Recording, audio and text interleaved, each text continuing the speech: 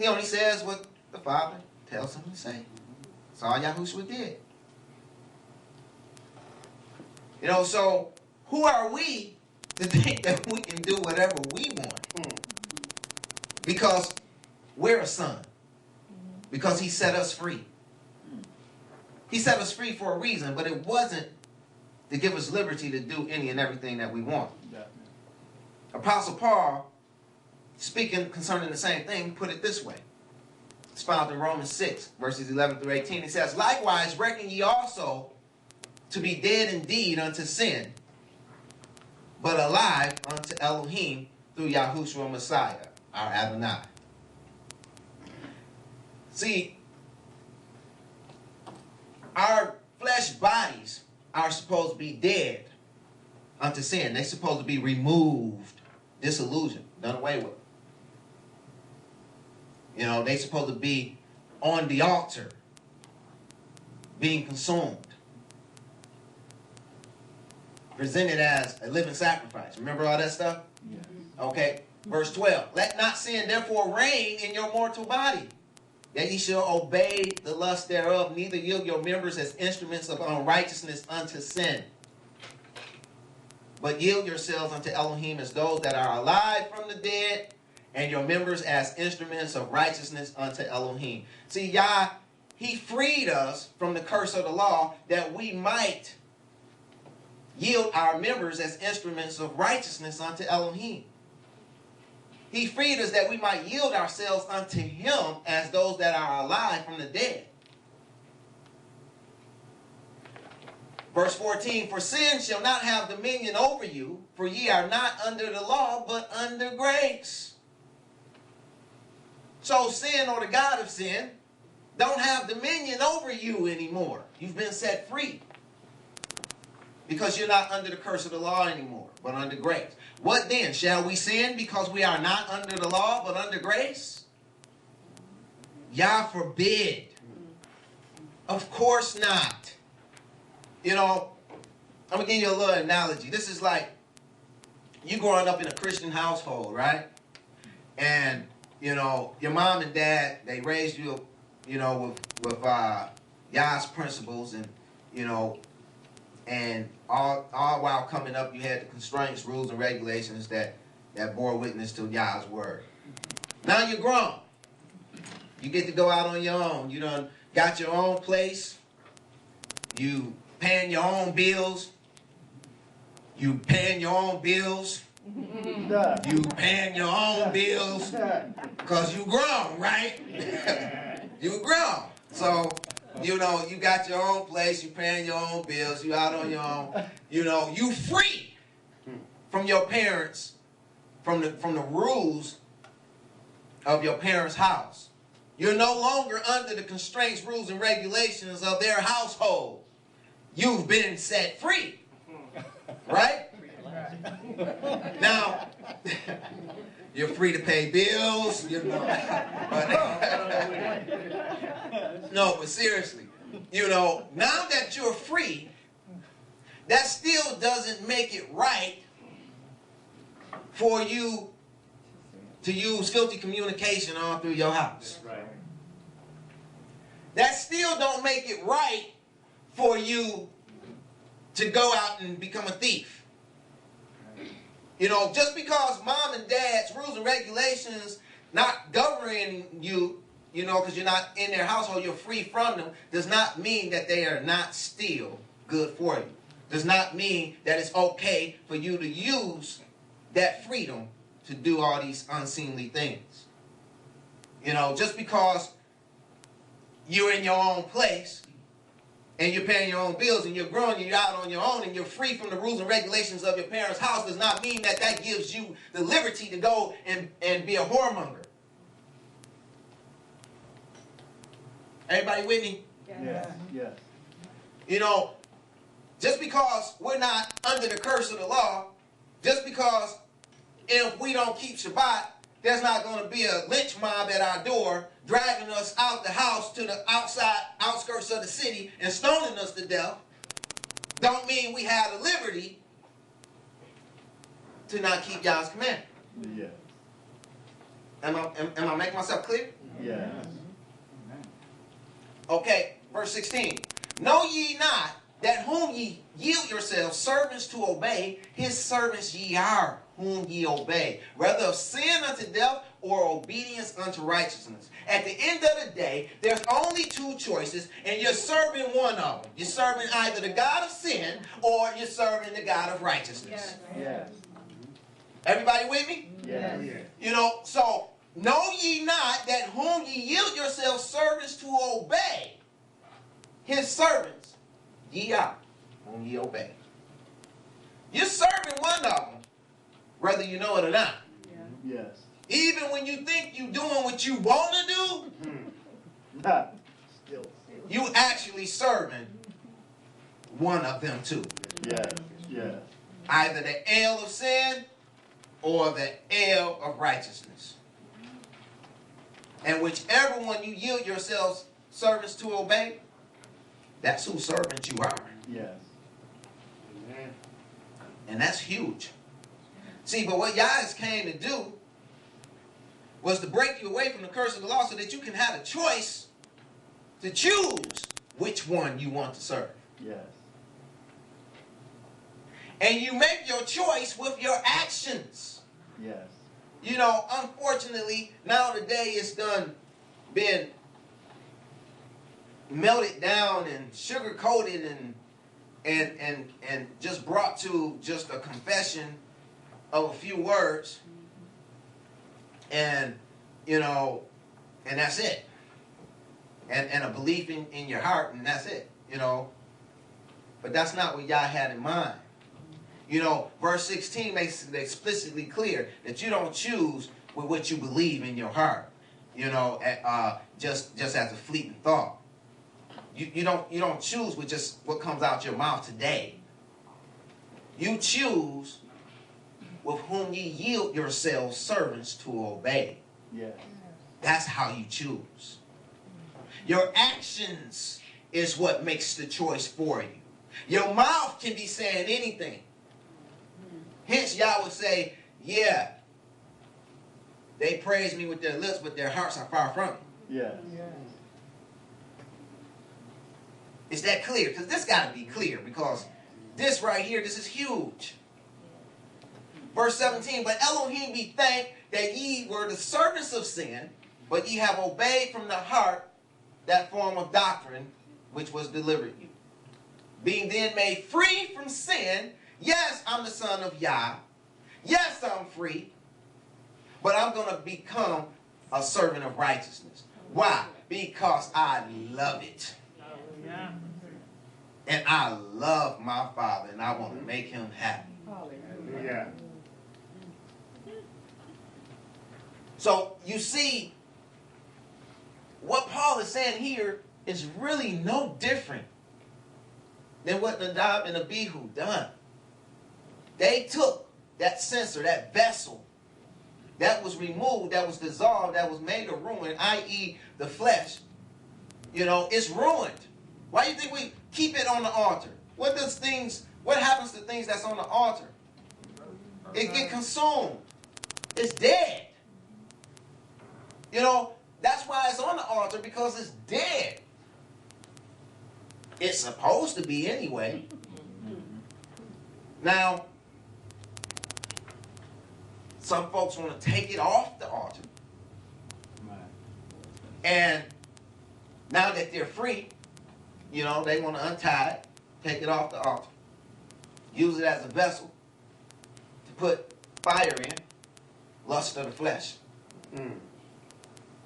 Put incense in, pray for things they know that's outside of the will of Elohim. And they want to use the temple of Elohim to do it. And they do so in the face of Elohim. Because once that mortal body has been put on the altar, and you've been fathered from above, you know, it becomes the temple of Elohim. Yes. There ought not be no strange fire in there. before his face because he's a jealous El. He says he's a consuming fire, even a jealous El. And we're not to have no other Els before him. Leviticus 16:5 says, and he shall take of the congregation of the children of Israel 2 kids of the goats for a sin offering and 1 ram for a burnt offering. Now notice where these goats are coming from, because that's going to be important. Put it on the shelf. But he's taking them out of the congregation of the children of Israel. This word kids is sayir in the Hebrew, number 8163, meaning he-goat. And it's from sayir, number 8175, meaning to storm. It's a verb meaning to sweep away or whirl away. So this is something that creates a storm that sweeps away or whirls away. You know, we spoke about the character of the goat, last week, and how he was, rambunctious and, and pushy and kind of like a bully in all actuality, and how he was always up front eating the best, because he's bullying the sheep out the way. Now, here it is. The word goats is A's, number 5795, a she-goat as strong, just speaking to their strength. And a ram, we already went over, ram, a yield, number 352, meaning ram or a strong man, a leader or chief. So here it is, Yah saying, take out of the congregation 2 kids, 2 that's strong, has the ability to sweep away or roll away, and for a sin offering, and take a ram, a strong man or a strong leader or chief, as a burnt offering. Leviticus 16:6, and Aaron shall offer his bullock of the sin offering, which is for himself, and make an atonement for himself and for his house.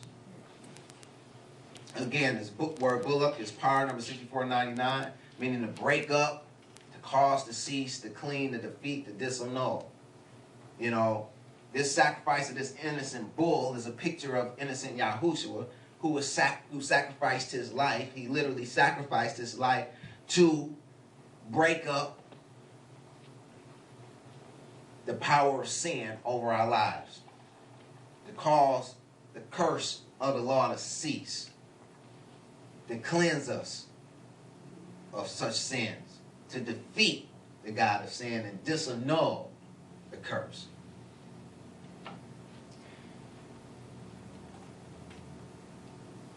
Leviticus 16:7, and he shall take the 2 goats and present them before Yahuwah at the door of the tabernacle. Now, Yah was dealing with me, and he was telling me the 2 goats depict the carnal nature of man, as well as the God of sin that followed it. You have one typifying the carnal nature of man, and one typifying the God of sin. Keep that in mind as we proceed. Next reader, Leviticus 16:8-10. And a Aharon shall cast lots upon the 2 goats, and upon the 2 goats, 1 lot for Yahuwah, and the other for Azazel. And Aharon shall bring the goat upon which Yahuwah's lot fell, and offer sin for a sin offering. But the goat on which the lot fell to be Azazel shall be presented alive before Yahuwah to make atonement with him, and to let him go for Azazel into the wilderness. Okay. This word Azazel is translated as scapegoat in the King James. It literally means a goat of departure. Okay, hereby we learn the essence of Azazel. He is the strong the goat or the strong leader of departure. In other words, he is the storm or strong ruach spirit that swept away all flesh. To put it bluntly, he is the God of sin. You know, this is who Azazel is. Whereas Yahuwah's goat depicts our carnal nature, that Azazel fathered and must be sacrificed. This is the goat that has the light of Yahuwah. You know, those of us, we all are born with a carnal nature. And this carnal nature has to be put on that altar. It has to be sacrificed in order to make atonement. You know, in order to be atoned for, this carnal nature needs to be put on the altar. You know, and Azazel, as we'll see what become of him as we proceed. I don't want to get ahead of myself. Now, I had to go to the book of Enoch to bring out some of the things concerning Azazel. According to first book of Enoch, Azazel was the head leader of the fallen angels who married women and had children by them, which became giants, that we read about in Genesis 6:2-4, which reads that the sons of Elohim saw the daughters of men, that they were fair, and took them wives of all which they chose. And Yahuwah said, my spirit shall not always strive with man, for that he is also his flesh. Yet his days shall be 120 years. There were giants in the earth in those days, and also after that, when the sons of Elohim came in unto the daughters of men, and they bare them children, and the same became mighty men, which were of old, men of renown. Now, Enoch teaches that Azazel is responsible for teaching people to make weapons and cosmetics as well. First Enoch, chapter 8, verses 1 and 2. And Azazel taught men to make swords and knives and shields and breastplates, and made known to them the metals of the earth and the art of working them, and bracelets and ornaments, and the use of antimony and the beautifying of the eyelids, and all kinds of costly stones and all coloring tinctures. And there arose much godlessness, and they committed fornication, and they were led astray and became corrupt in all their ways.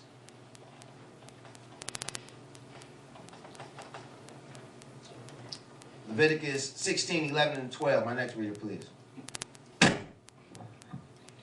And Aaron shall bring the bullock of the sin offering, which is for himself, and shall make an atonement for himself and for his house, and shall kill the bullock of the sin offering, which is for himself. And he shall take a censer full of burning coals of fire from off the altar before Yahuwah, and his hands full of sweet incense, beaten small, and bring it within the veil. Okay, we already spoke about how this bull typified Yahushua. You know, we have here a picture of Yahshua bringing the bull out, even himself, you know, and offering himself as a sin offering. You know, even he's bringing himself that after he's done broken away the curse of the law, the powers that sin had over humanity. He's done caused that to be dissolved, disillusioned. And he offered it for an atonement for himself and for his house, speaking of the priesthood. And he killed the bullock of sin by putting it on the altar, by presenting his body as a living sacrifice, the same way that we do. The censer depicts Azazel's agency, which is he essentially works through the flesh, which is being removed, taken away, ruined by Yah's sheeple upon the altar of Yah.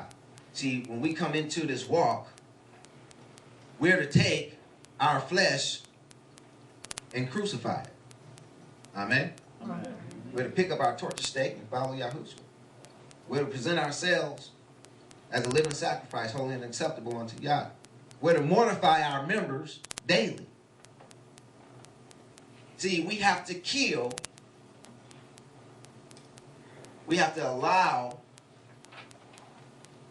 this part of us to die. The burning coals of fire speaks to the lust of the flesh.